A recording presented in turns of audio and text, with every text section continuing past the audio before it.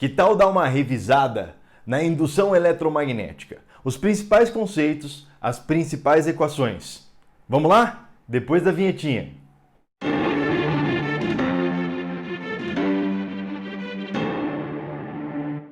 A indução eletromagnética, ela vem com as leis de Faraday e Lenz para dizer para nós que é possível produzir eletricidade a partir da variação do fluxo magnético. Então, a partir da variação das linhas de força do campo magnético em um condutor.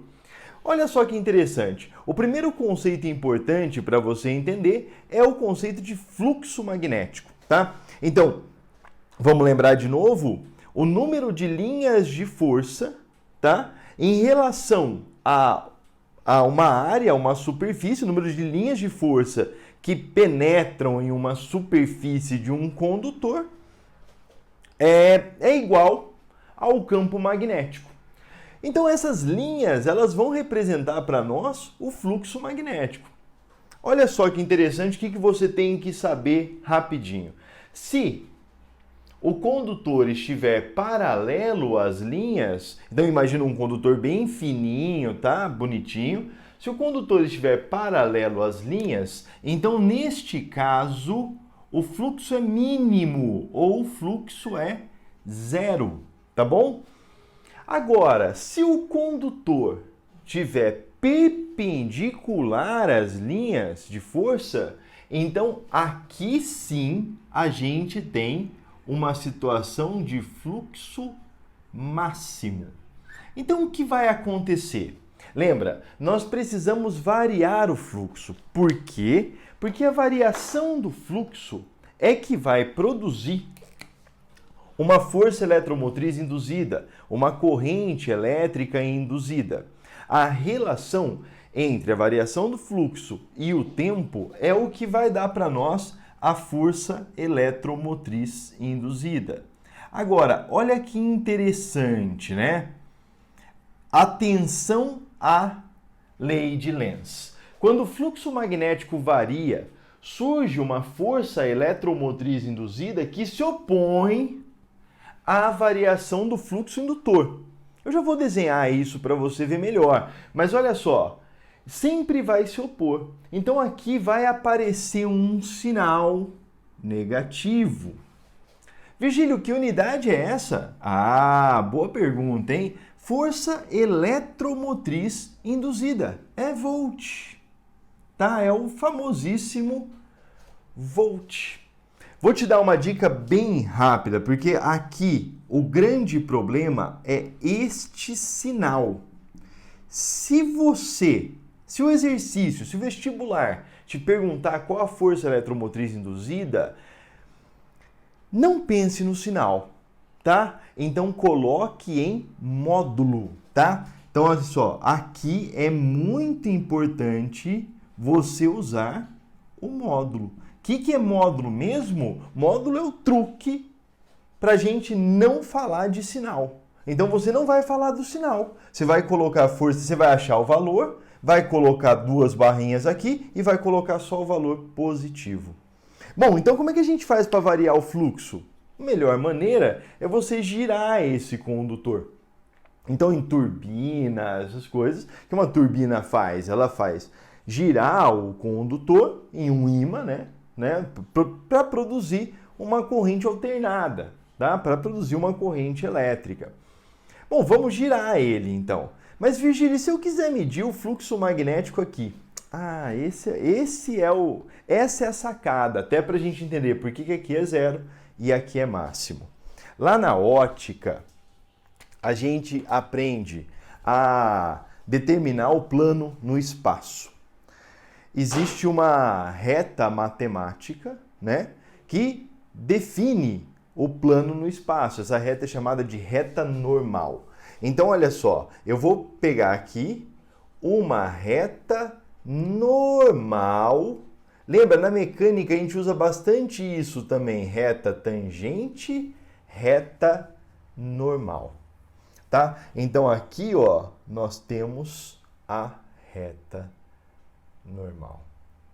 E entenda que em função disso. Então você fala assim, ah, professor, então esse campo magnético aqui, eu não quero ele inteiro, né? Eu quero saber só a parte dele, porque existem duas componentes dele, não é? Existe a componente normal e existe a componente tangente. Então, quando eu pego aqui o campo, ó, eu posso traçar uma componente tangente e uma componente normal. Ah, Virgílio, então é assim, né? Olha só. Então, o fluxo, ele vai pegar a componente normal. Ah, então o fluxo é Bn, é a componente normal, vezes a área. É isso, professor? É isso. Como é que a gente faz para não esquecer disso, né? Como é que a gente faz para sempre acertar? Então, você vai lá, a equação, né, final é B. Olha, o Bn é o cateto adjacente desse triângulo aqui. Então, é cosseno, né? Então, é BA vezes o cosseno de θ, em que θ é o ângulo.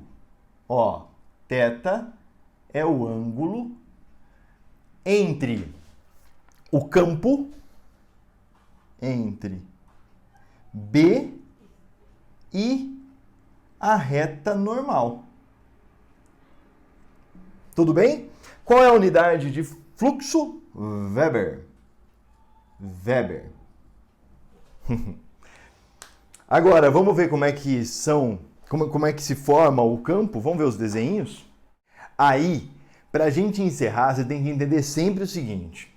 Se eu aproximar ou afastar um ímã, se tiver movimento relativo entre o ímã e o condutor, tá? Então vai ter uma força eletromotriz induzida, vai ter uma corrente elétrica induzida. Se não tiver movimento relativo, não tem, tá? Sem movimento relativo, sem variação de fluxo, não tem força eletromotriz induzida. Põe na sua cabeça, tá bom? Uma vez caiu na FUVEST, né? Os dois em movimento juntos. Esquece, não tem, tá? Nada acontece. Tem que ter movimento relativo, tem que ter velocidade relativa. E sempre vai surgir. Então, olha que interessante, né? Se eu aproximar o norte, sempre vai surgir um campo para frear esse movimento. Opa, então vai surgir aqui um polo norte. Tá? Então vai surgir aqui um norte para frear o movimento. E se eu afastar o norte? Opa, vai surgir um sul para frear o movimento, para se opor ao movimento. Virgílio, como é que acontece para surgir o norte? Ué, é só aparecer aqui uma corrente elétrica. Então, isso aqui é a corrente induzida. Ah, e essa corrente é no sentido anti-horário. Exato, regra da mão direita, ó. Então, olha só. Como é que você faz para não esquecer?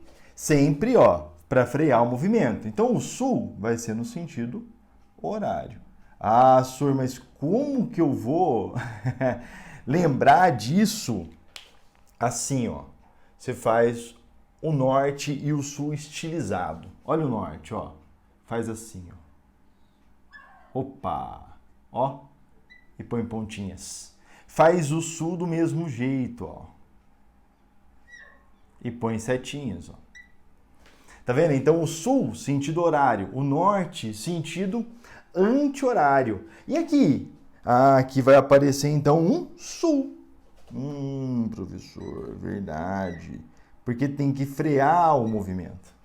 E aqui, tá saindo o sul, então vai aparecer aqui um norte. Dependendo da data que você está vendo esse vídeo, já deve ter as aulas de cada uma dessas coisas aqui. Tá? Isso aqui é só um resumo. Ó, e é um resumão para terceiro ano, né? Para a galera que vai prestar vestibular. Agora, o que mais aparece, né? Condutor reto em campo magnético uniforme. Então imagina que eu coloque um condutor ali, tem uma corrente e tal, enfim. Em campo magnético uniforme, movimento, bicho. O que você vai pegar para você é que nessa situação, as situações mais comuns, as forças elétrica e magnética vão estar vão ser iguais, tá? Então elas vão estar em equilíbrio. Se elas vão estar em equilíbrio, então olha só. Força magnética igual a força elétrica. Bom, força magnética é BQV. BQV seno, né? BQV, mas tá em campo magnético uniforme, perpendicular, então o seno já era, é 1, né? E Q vezes Z. Ah, professor, que legal! Então você pode, por exemplo, chegar à conclusão óbvia que a velocidade é o campo elétrico dividido pelo campo magnético. Ah, legal isso aí, hein? Né?